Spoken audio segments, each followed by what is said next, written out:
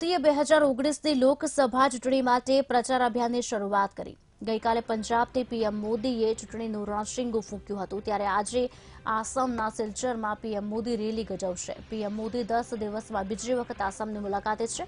અહીં ક્રિસમસ પર દેશ માટે સૌથી લાંબો બોગીબીલ બ્રિજ ખુલ્લો મુકાયો હતો। સૌપ્રથમ પીએમ મોદી મણિપુર જશે અને રેલીમાં વિવિધ પરિયોજનાનું ઉદ્ઘાટન કરશે અને ખાતમુહૂર્ત પણ કરશે। ત્યારબાદ સિલ્ચરના કાલીનગર વિસ્તારમાં એક રેલીને સંબોધન કરશે, જેના માટે તમામ તૈયારીઓને આખરી ઓપ અપાઈ ચૂક્યો છે।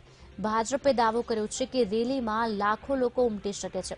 મહત્વનું છે કે ભાજપ અને તેના સાથી પાર્ટીઓ પૂર્વોત્તરના 8 રાજ્યની 25 બેઠકમાંથી 21 બેઠક જીતવાનું લક્ષ્ય બનાવીને બેઠી છે, જ્યારે આસામની 14માંથી 11 બેઠક જીતવાનું લક્ષ્ય નક્કી કરાયું છે।